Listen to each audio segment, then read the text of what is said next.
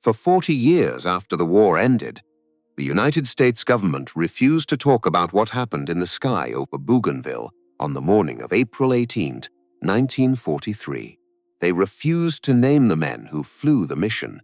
They refused to confirm how the mission had even been possible. They refused, in particular, to say one specific word out loud: code. Because the man America killed that morning, the man who planned Pearl Harbor, the man who put more American sailors on the bottom of the ocean than any other officer in the Imperial Japanese Navy, was killed because of a secret so dangerous that revealing it could have lost the war. At 21, he stood on the deck of a cruiser in the Tsushima Strait. His name was Isoroku Yamamoto. He was 59 years old. He was missing 2 fingers on his left hand. He had scars across his abdomen that ran like a memory of a Russian shell from another century. He was short, he was compact, he was unsmiling. He was the commander-in-chief of the combined fleet of the Imperial Japanese Navy. And on the morning of April 18, 1943, he walked across an airfield at Rabaul and saluted his pilots for the last time, never knowing that the Imperial Japanese Navy itself had already told the Americans exactly where to find him. He pauses on the steps of the aircraft. He turns. He salutes the pilots standing at attention behind him. This is the last photograph that will ever be taken of him alive. He does not know that. He does not know that 4 days ago, in a windowless basement 6,000 kilometers across the ocean, a small group of American codebreakers read a Japanese radio message. He does not know that those Americans counted the minutes of his itinerary on their fingers. He does not know that 16 long-range fighters are already being fueled on Guadalcanal. He does not know that one of them carries his name written on the inside of a pilot's mind. The Americans were not searching for Yamamoto. They were waiting for him, because the Imperial Japanese Navy had already told them, in their own coded words, exactly where the most important man in their war would be. This is the story of how a single message killed an admiral, how a secret almost died with him, and how the panic that followed inside the Japanese High Command was not the panic of grief. It was the panic of men who slowly began to understand that someone had been reading their mail. To understand the morning of April 18, you have to understand the weeks before it. Japan was bleeding. 6 months earlier, the Imperial Navy had lost the island of Guadalcanal after a campaign of attrition so brutal it had drained the empire of irreplaceable pilots, irreplaceable warships, and irreplaceable confidence. In February of 1943, the last Japanese soldiers had been evacuated from the island under cover of darkness. They left behind the bodies of nearly 20,000 of their comrades. Many of them had not died in combat. They had died of starvation. Back in Tokyo, the newspapers spoke of victory. At sea, the admirals knew the truth. The war Yamamoto had warned them about was now devouring them. In early April, he launched Operation Igo, a final aerial offensive across the Solomons and New Guinea. Wave after wave of Japanese aircraft attacked Allied positions. The young pilots returned exhausted, exaggerating their kills, claiming sunken ships that were still afloat. Yamamoto, headquartered at Rabaul, accepted their numbers without challenge. On the 16th of April, he declared the operation a success and ended it. 2 days later, he would die. Because Igo had not been a success, it had been a failure dressed in lies. And Yamamoto, knowing his fleet's morale was collapsing, decided he must do what every admiral dreads doing.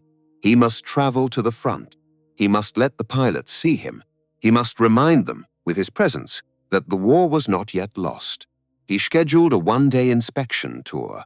Rabaul to Balal, an airstrip on a small island near Bougainville, departing at 6 in the morning, arriving at 8 Tokyo time. 2 Bettys, 6 zeros. His staff disagreed about how to send the schedule. Some wanted it hand-delivered. The headquarters of the 8th Fleet overruled them. It would go by radio, encoded in JN25D, the most secret cipher of the Imperial Japanese Navy. The headquarters believed JN25 was unbreakable. The headquarters stand, Yamamoto. You have to understand that he was not the warmonger Americans believed him to be. He was born in 1884 in a small town called Nagaoka.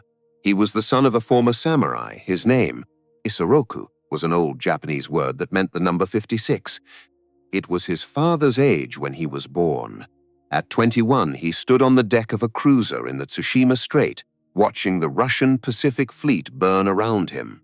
A shell exploded near his post. He carried the wounds of that day for the rest of his life. He told no one that he had been afraid. In 1919, the Imperial Navy sent him to study at Harvard University.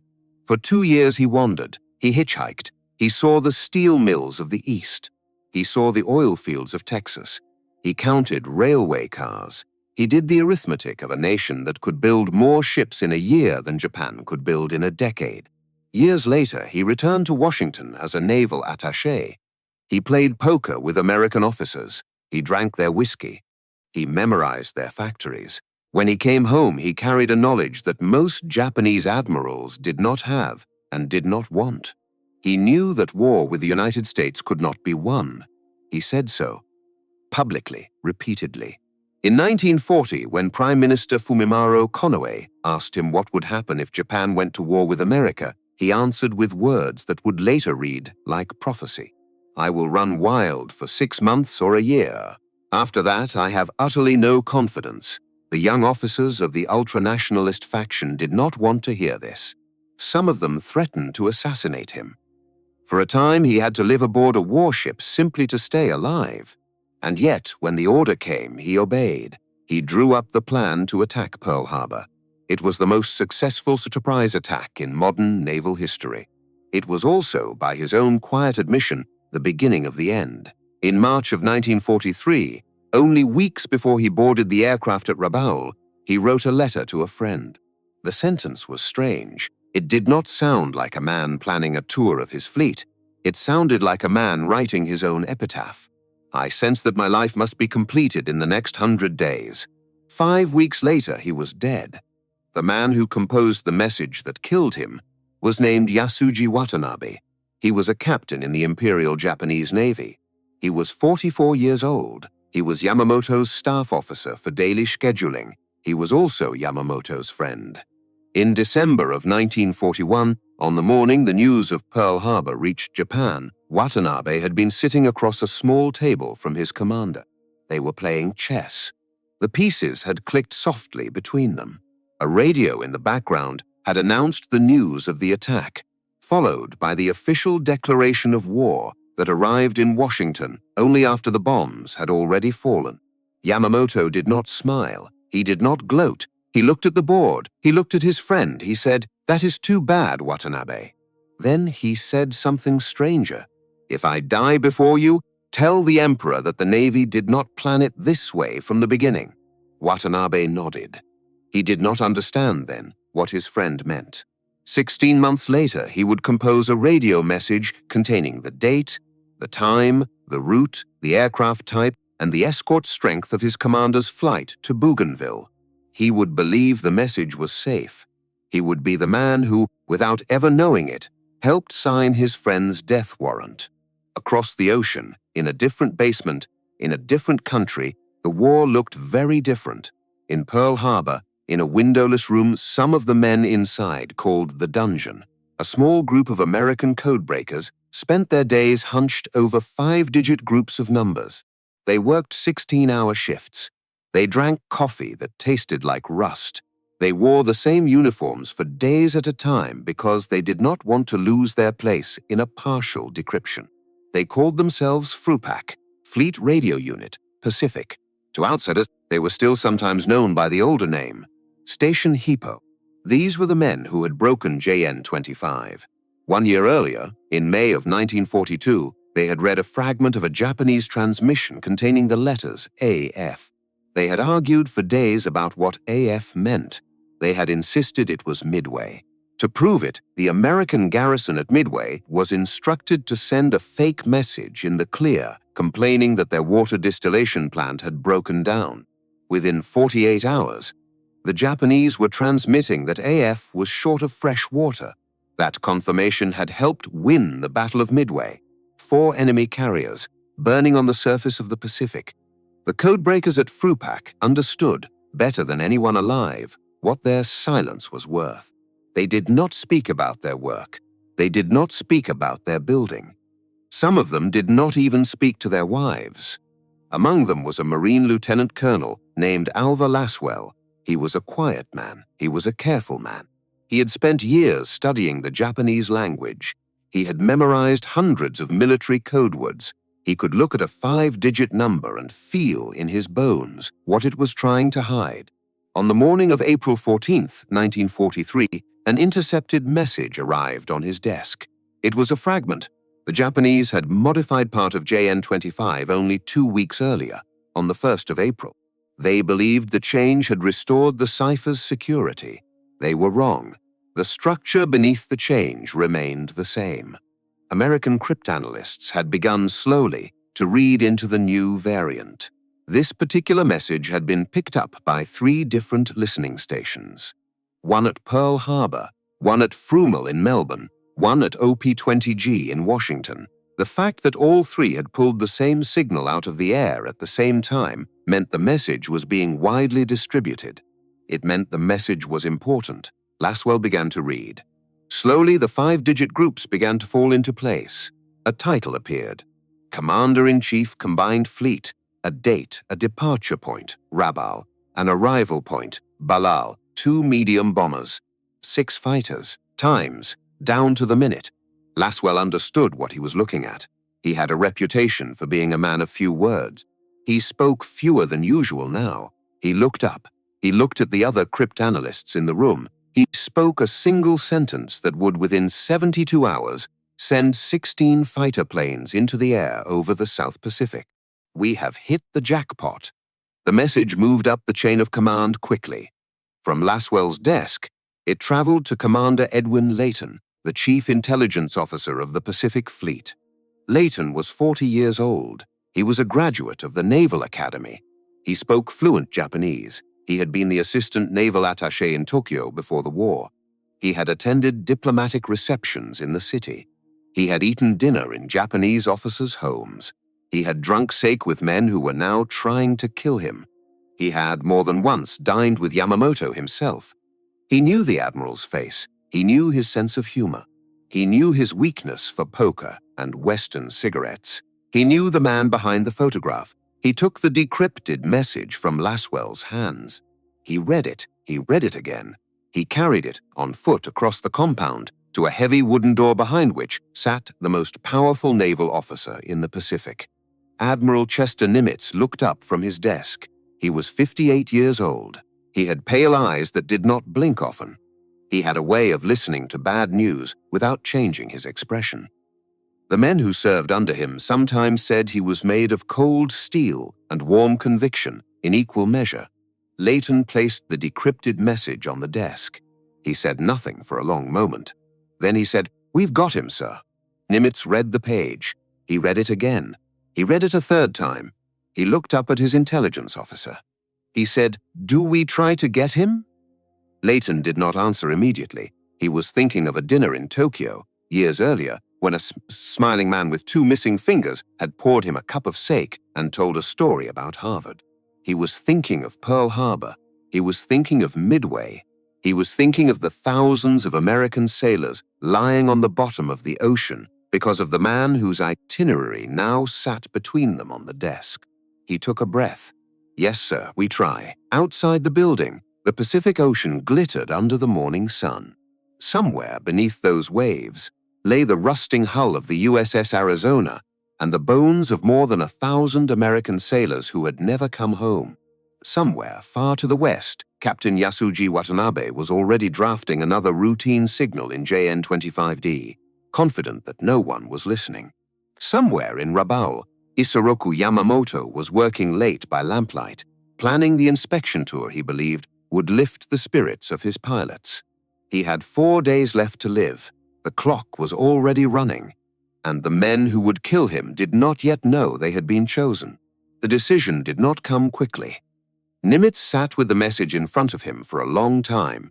Layton stood across the desk, silent, watching the older man's face. Outside the office, somewhere down a polished corridor, a typewriter clicked in a steady rhythm. A telephone rang once and was answered. the ordinary sounds of a war headquarters at mid-morning.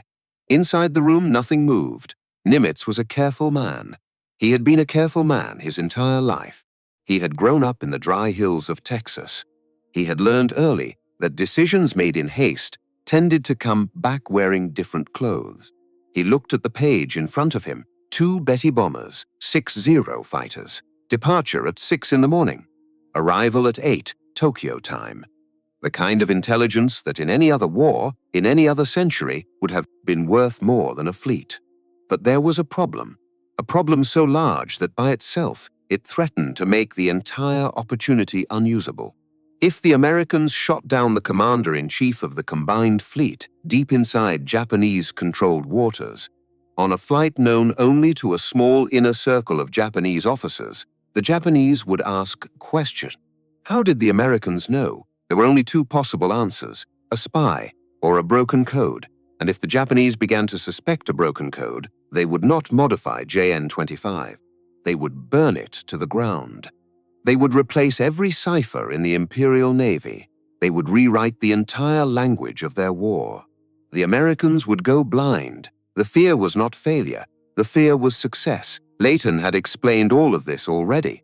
He had explained it carefully, the way a man explains a danger he does not want his commander to underestimate. He had laid out the calculus. Yamamoto's death would damage Japanese morale. His successor would almost certainly be less capable.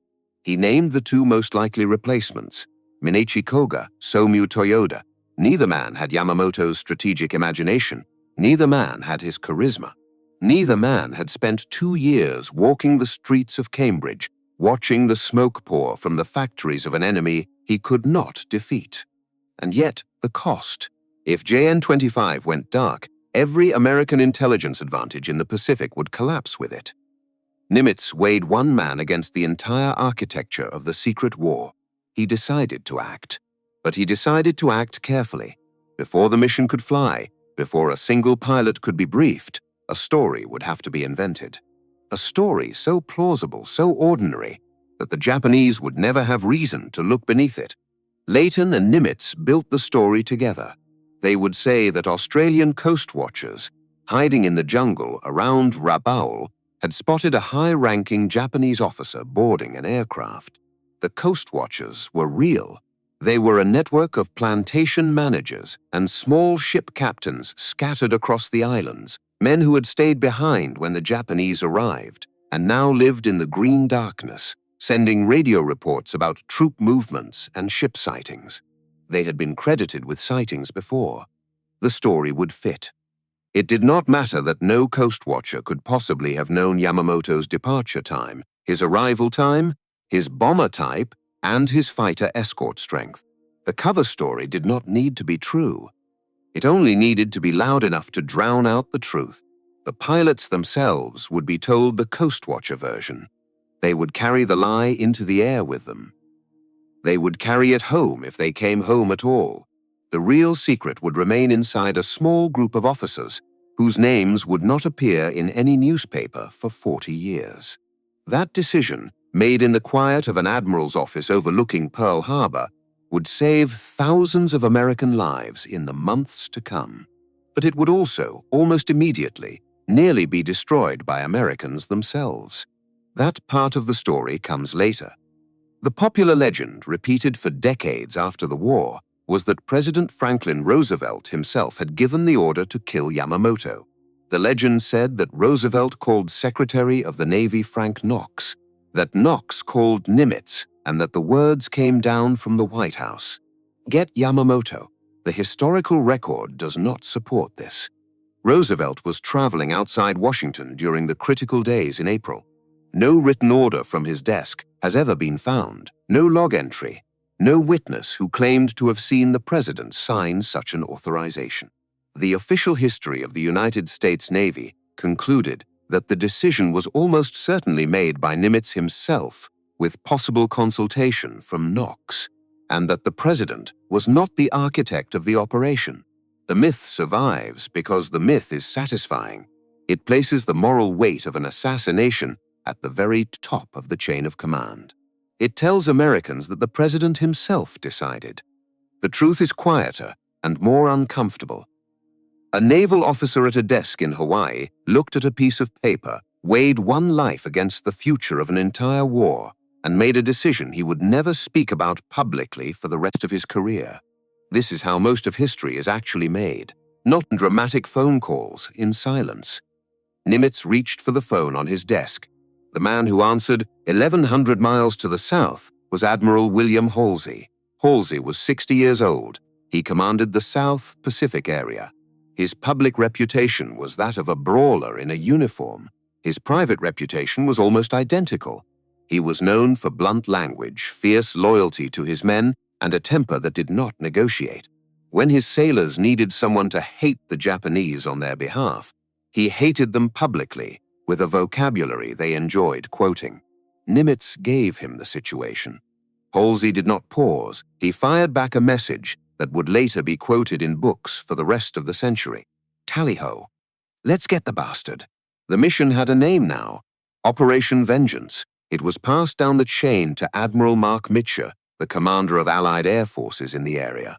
Mitcher passed it down to a man whose name, until that morning, had been known only to other fighter pilots and the men who shared his runway on Guadalcanal. Major John Mitchell of the 339th Fighter Squadron. He was 28 years old. He was tall, lean, and quiet, in the way certain Southern men can be quiet when they are calculating something. He came from Mississippi. He spoke with a soft drawl that occasionally surprised his Northern colleagues. He had a reputation for never panicking and for never raising his voice. The pilots under his command trusted him in a way that they did not always trust themselves. On the afternoon of April 17th, he was summoned into a sandbagged operations dugout at Henderson Field. The field had been named for Major Lofton Henderson, a Marine pilot who had been killed at Midway 11 months earlier. His name was carved on a small wooden sign above the entrance. Pilots walking past it sometimes touched the sign for luck. Sometimes they did not. Inside the dugout, Mitchell found a half circle of high-ranking officers waiting for him. He was told in careful language that the United States had broken a Japanese code. He was told the name of the target. He was told the date, the time, the route. He was told the odds. He sat on a wooden bench and stared at the dirt floor for a long time. He later said that his first reaction was practical disbelief. The target was at the extreme outer edge of fighter range. The interception would have to occur at a precise point, over open ocean at a precise minute, on the basis of a Japanese flight schedule that depended entirely on Yamamoto being as punctual as his reputation suggested. If the Admiral was as punctual as the message said, the Americans had one chance. If he was not, they would find nothing but empty sky. Mitchell calculated the probability of even spotting the bomber, much less shooting it down. He estimated it at 1 in 1,000. He took the mission anyway. There was only one fighter in the South Pacific that could possibly make the flight. The Lockheed P-38 Lightning, a twin-boom, twin-engine fighter that the Japanese had begun calling the fork-tailed devil. It was fast, well-armed, and unusual in the Pacific theater for one specific reason. With 2 external drop tanks, it had range, real range, the kind of range that could reach Bougainville from Guadalcanal and come back. But even with the drop tanks, the margin was thin. The flight to the interception point would have to take the long way around. A straight line from Guadalcanal to Bougainville would carry the formation directly over Japanese-held islands, within range of Japanese radar, within sight of Japanese observers. Any one of them could pick up a telephone and warn Yamamoto's escort. So Mitchell drew a different route. He drew an arc. The American formation would head south first, then west, then northwest, hugging the surface of the Solomon Sea, 50 feet above the water, for more than 400 miles. 5 separate legs, each leg flown by compass heading, by airspeed, and by wristwatch. No radio, no landmarks, no correction. If any leg was off by even a few degrees, the formation would miss the interception point.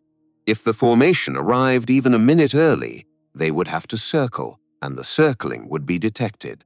If they arrived a minute late, Yamamoto would already be on the ground. Mitchell did the math for hours. He did it again. He had his navigator do it. He had it checked. Then he had it checked again. When he finally folded the paper and put it in his pocket, the calculation called for the killer flight to arrive at the interception point at exactly 9:35 in the morning. That night, in Rabaul, Yamamoto received a warning. It came from a man whose name should have carried weight. Lieutenant General Hitoshi Imamura, the senior army commander in the Solomons. A veteran, a serious man. Imamura had a story to tell. A month earlier, he had been flying a similar route in a similar aircraft. Allied fighters had jumped his flight. He had survived only because his pilot had dived for the cloud cover and a Zero escort had drawn the American attackers away. He had walked away from the experience changed. He came to Yamamoto. He spoke quietly. He urged the Admiral to cancel the flight, or at the very least, to change the schedule, to leave at a different hour, to take a different route. Yamamoto listened. He thanked his friend. He shook his head. The pilots on Bougainville were waiting for him. They had been told he was coming. If he failed to appear, they would believe their commander was afraid. The fragile morale of an exhausted air group would collapse further. The schedule would stand. Younger staff officers tried again. They were polite, they were firm, their words slid off him. There is a quality in certain men that mistakes punctuality for honor. Yamamoto had that quality. His staff had encouraged it for years. They had praised it. They had built their planning around it. It was the same quality that, in a few hours, would deliver him into the gunsights of a fighter pilot from Mississippi. The Imperial Japanese Navy did not understand, that night, that they had spent 2 years constructing the trap that would kill him. At the same hour on Guadalcanal, John Mitchell stood in front of 18 pilots. The dugout was lit by a single hanging bulb. The air smelled of damp wood and aviation fuel. Mitchell had decided that the pilots would be told the truth, or at least most of it. He had decided that they would fly better if they understood who was on the other end of their gun sights. Mitchell told them. He did not raise his voice. He did not turn it into a speech. He simply said the name, Yamamoto, the man who had planned Pearl Harbor, the architect of every American grief in the Pacific, the reason their friends were dead. There was a silence in the dugout. Some of the men looked at each other. Some looked at the floor. Mitchell explained the route. 5 legs, compass headings, time and airspeed, no radio. He explained the killer flight. 4 aircraft would attack the bombers. The other 12 would climb and intercept the Zero escort and the 75 fighters that were believed to be based on Bougainville and could come up to defend their admiral. 4 pilots were assigned to the killer flight. Captain Thomas Lanphier, First Lieutenant Rex Barber, First Lieutenant Jim McClanahan, First Lieutenant Joe Moore. Mitchell did not promise them anything. He told them that, if any one of them failed, they would all fail. He told them to get some sleep. None of them slept. The morning came without ceremony. It was Palm Sunday, April 18th, 1943.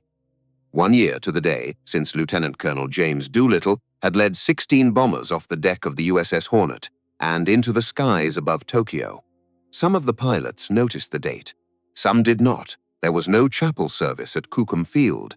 There were no prayers. There were only 16 P-38s lined up on the runway waiting to fly. At 7:25, the engines began to turn over. The first aircraft lifted off. The second followed, then the third. Lieutenant Jim McClanahan's tire blew on the takeoff roll. His Lightning slewed sideways across the strip. He stopped on the verge of the runway. He did not get airborne. 16 aircraft cleared the field. 2 minutes into the flight, Lieutenant Joe Moore's external fuel tanks refused to feed his engines. Without the drop tanks, he did not have the range. He turned back toward Guadalcanal. 14 aircraft would now fly the mission. The killer flight had lost half of its strength before the formation cleared the coast. Lanphier and Barber pressed on alone. The formation dropped to 50 feet above the surface of the Solomon Sea. For 2 hours, the Lightnings flew in radio silence in a loose formation, low enough that some of the pilots could see flying fish breaking the surface beneath their wings.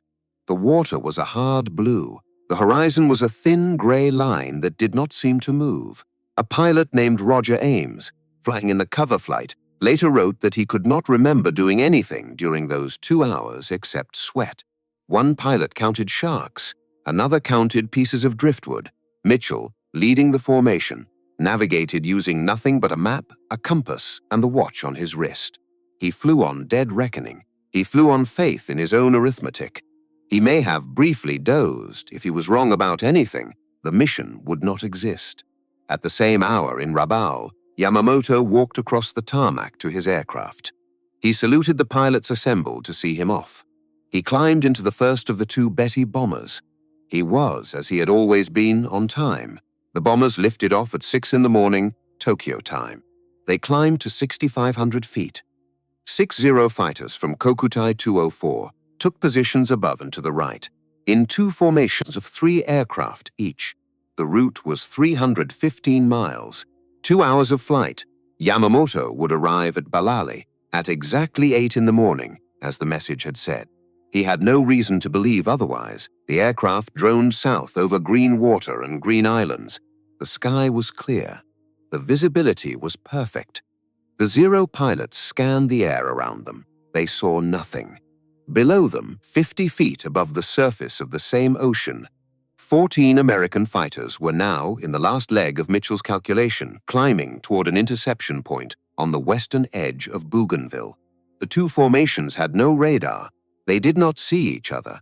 They could not see each other. But the math was holding. The Lightnings began their climb. Drop tanks fell away into the empty air. Engines opened up to full power. The pilots checked their guns.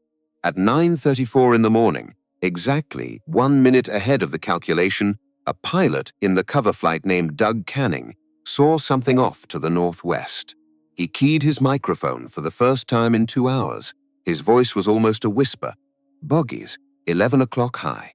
A pair of bombers, a flight of fighters above them, punctual, as the message had said. For the first time that morning, the secret stopped being a piece of paper in a basement in Pearl Harbor. It became a target in the sky. The next 45 seconds would decide everything. Mitchell gave the order. The cover flight peeled upward, climbing hard toward 18,000 feet, where the 75 Japanese fighters based on Bougainville were expected to come pouring down at any moment. 12 P-38s clawed for altitude, engines screaming, ready to take the worst of it so the killer flight could do its work. Lanfear and Barber turned toward the bombers. The 2 Betty pilots, suddenly, aware that something was very wrong in the sky around them, dropped their noses and dove for the green canopy of the jungle below. The Zero escorts dropped their belly tanks and turned to intercept. The killer flight was now alone against 6 fighters and 2 bombers, and the bombers were running. Barber went first. His Lightning closed on the lead Betty from behind and slightly to the side. He pressed the trigger. 4 50 caliber machine guns and a 20mm cannon opened up at the same instant. Tracers stitched across the right engine of the bomber. Smoke poured out. The right wing began to come apart in pieces. The aircraft rolled. It dropped. It vanished into the jungle of Bougainville in a long ribbon of black smoke. Inside that aircraft was Isoroku Yamamoto. Lieutenant Besby Holmes went after the second bomber. It was already low, skimming above the water. Holmes opened up. The Betty took hits along the fuselage. One engine to big aircraft staggered, struck the surface of the sea, and broke apart in a sheet of white spray. Inside that aircraft was Vice Admiral Matomi Yugaki, the Chief of Staff of the combined fleet. He would survive. He would be pulled from the water hours later, broken, bleeding, the only senior officer to walk out of that morning alive. The fight ended almost as quickly as it began. The Zeros, surprised, outnumbered in the immediate engagement, broke off. The cover flight high above never had to fire a shot at the 75 fighters that did not come. The P-38s turned for home. Only one aircraft did not return. Lieutenant Raymond Hine, flying cover, vanished somewhere over the water. No wreckage was found. No body was ever recovered. He remains to this day missing in action. 1 American pilot for 1 Japanese admiral. The math of the secret war. The argument over who actually killed Yamamoto began before the fuel tanks ran dry on the flight home.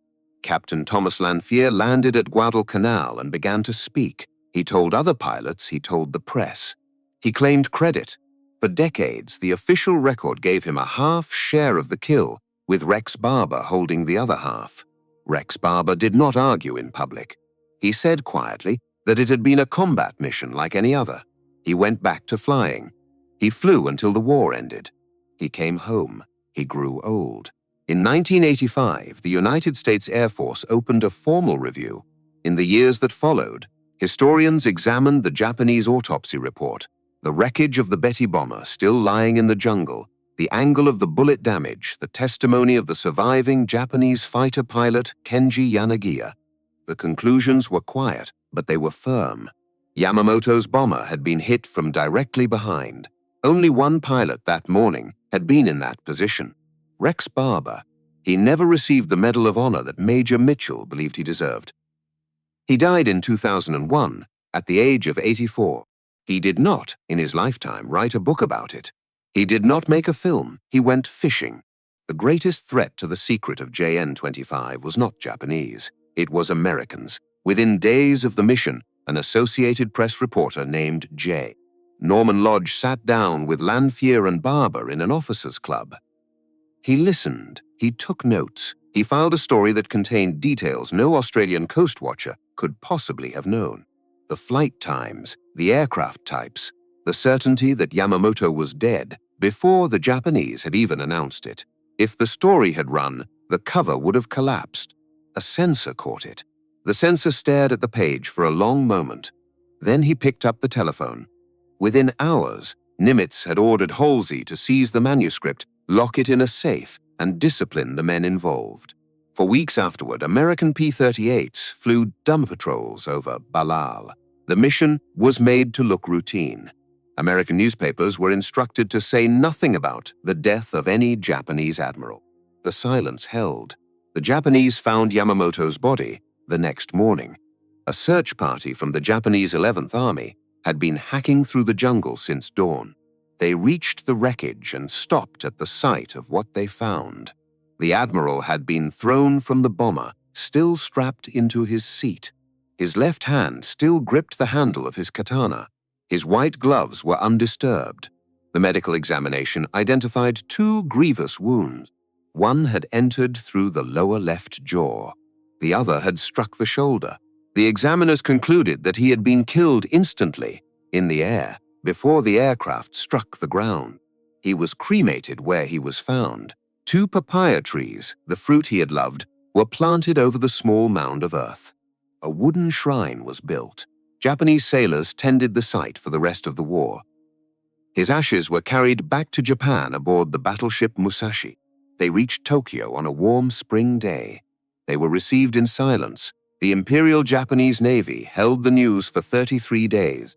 When the public announcement finally came, on May 21st, the nation went into mourning. The state funeral, held on June 5th, drew nearly 1 million people into the streets of Tokyo. Part of his ashes were buried in Tama Cemetery, part were carried home to Nagaoka, and in the Imperial Naval Staff, behind closed doors, the investigation began. A small number of intelligence officers raised the unthinkable question: could the code have been broken? Could the Americans have been reading the daily traffic of the combined fleet? Their argument was logical, it was correct, it was ignored. The senior officers chose to believe the cover story. They concluded that the Americans had been tipped off by Australian coast watchers or by a chance patrol that had wandered into the right piece of sky at the right moment. They made small adjustments to JN-25. They did not replace the system, they did not rewrite it. After the war, some Japanese officers would admit, in quiet conversations, that they had suspected the truth. They had not been able to convince their superiors. The pride of the Imperial Navy would not allow the admission that its most secret cipher had been read for years. Because of that pride, the United States Navy continued to read Japanese naval communications until the last day of the war. It read the messages that helped sink the carriers at the Battle of the Philippine Sea. It read the messages that prepared the trap at Leyte Gulf. It read the messages that tracked the final voyage of the super battleship Yamato The ship that had carried Yamamoto's ashes home sunk by American aircraft in April of 1945 with the loss of nearly 3,000 men. The cipher that killed Yamamoto continued to kill Japanese sailors for 2 more years. Yamamoto's successor, Minechi Koga, would die in a transport plane crash in March of 1944. The man after him, Soemu Toyoda, would inherit a fleet that no longer commanded the ocean. Neither man had Yamamoto's stature, nor his strategic mind, nor his quiet certainty that the war could not be won. In Tokyo, 1 million mourners bowed heads. In Pearl Harbor, in a basement that did not appear on any building plan, a small group of men in rumpled uniforms read another decoded message and did not smile because they were not the kind of men who smiled at their work. Yamamoto was the man America hunted. But Japan's own code was the weapon that betrayed him, and the silence that followed in the corridors of the Imperial Naval Staff was not the silence of grief. It was the silence of men who did not yet understand that they had already lost the war.